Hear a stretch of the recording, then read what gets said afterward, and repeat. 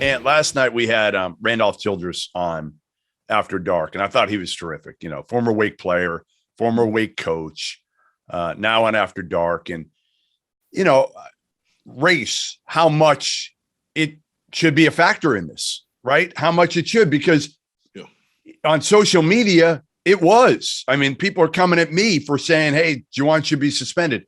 Randolph flat out said, like, this is not about race. This is about right and wrong and leadership and what should be done in a leadership position. Juwan's in a leadership position. Greg Gard's in a leadership position. Neither one should have ever allowed this to escalate to the point it did, where now it's a black mark on college basketball, right?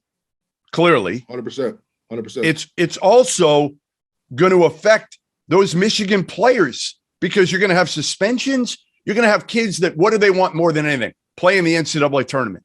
Totally. That incident might have cost Michigan an opportunity. Now, again, we don't know. Are they in? Are they not? They're in the mix. They're in the mix right now. And now, without your head coach and potentially, and Phil Martelli, he'll be fine. Like, he's coached a long time in college basketball. It's not like Martelli's going with too old for this shit, bro. This is probably true. Yes, you're probably right. Phil's probably like, I don't want to do this. I like the assistant. Nobody yells at me. There's no pressure. But you know, I just feel like, going back to it, race, should it be an issue in this at all? Or am I where do you stand with it? Where do I stand? I have to make sure that I can see things from every angle and be, because I am such, I keep saying it, I'm such a fan of context. Like, because context, without context, you can take facts and present them as misinformation, right? So, like, I have to take a step back and really, read through what people are trying to convey. And the national media was very, very brutal, very much so. And, that's, they should have been. They should have been. I don't think it's a race thing, though. I don't think it's a race thing. Now, whether you like Juwan or not, that can play into it, right? With the whole Fab Five stuff, or you just don't like Michigan, and that negative Michigan press gets a lot of clicks and a lot of love, which is fine. That's why you see the Harbaugh stuff every year. Like, he's going to the NFL, he's leaving. That gets tons of clicks. That pays people's salaries 10 times over that month. So when it comes to Michigan, if they can be spun in a negative light, they're going to go a lot harder, which, is part of the territory. I get it. But race, no. But I think it's a Michigan thing. That could be more, because second strike. This is the second time that he's had a bench clearing type of fiasco. And you wonder how much, going back to your initial point, with him being a former player, right? Who came into the NBA where this was, I'm not going to say it was like commonplace or anything like that, but as a player, he was taught, like, you don't back down. You don't back down from this shit. And again, like, that gives it a little bit of context to me of who Juwan Howard was. And he played for the Heat, right? Where, like, toughness. And again, like, I get it. I do. I understand a lot of it. I just keep going back to the fact that no matter what coach that is, if you're striking another coach and thus kind of setting off what went in motion afterwards, you should be suspended for multiple games. I don't know if it's 3, 5, Big Ten tournament, whatever it is. There's got to be something, some harsh penalty by Kevin Warren, the Big Ten commissioner, by Ward Manuel, the athletic director at Michigan, to where it's, hey, listen, you know what? That's not allowed. I don't care who the coach is. If it's Tom Izzo, if it's Juwan Howard, if it's Fred Hoiberg, who they could probably use that with cause to try to fire, because he's owed $18.5 million right now, and they can't fire him otherwise. I don't care who it is. Like, to me, you shouldn't be fired for this. You got to learn from this.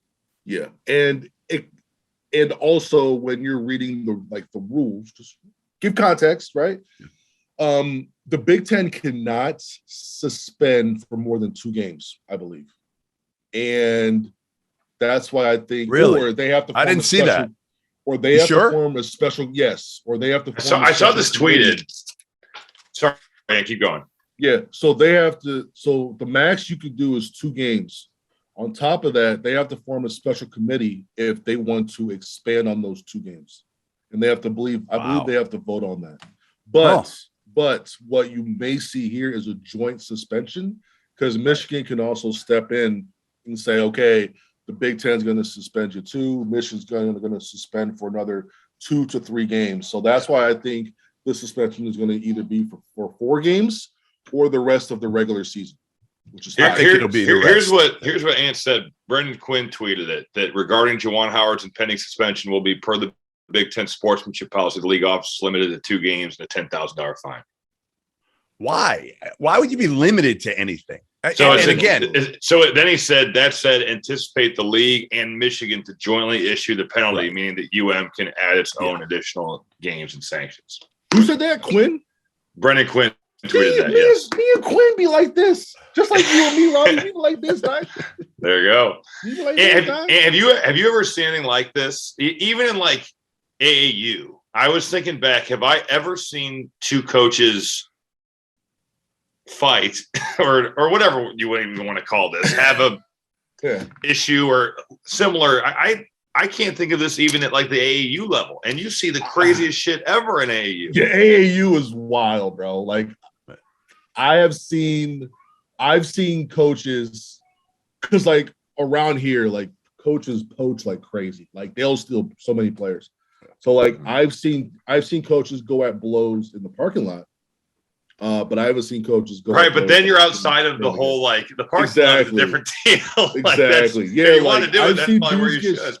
I haven't seen dudes get shot, but I've heard plenty of stories of, guns being pulled in the parking lot. But it's always been outside. It's always been away from the courts, usually away from the kids, away from crowds, because that's more of like a personal matter. And I assume that's AAU in high school. AAU, yeah. Yeah. I mean, I just think it's so crazy that in a Big Ten game we had 2 coaches doing this. And this is the second pretty time, and it's both Juwan and that's the part that sucks. That's the part that sucks because even when Juwan gets his texts, they're intense. Boom. He earns them. He gets his money's worth. Yeah. He flips quickly. Like there's no buildup with Juwan. There's no buildup, which is more like a player, right? Mm-hmm.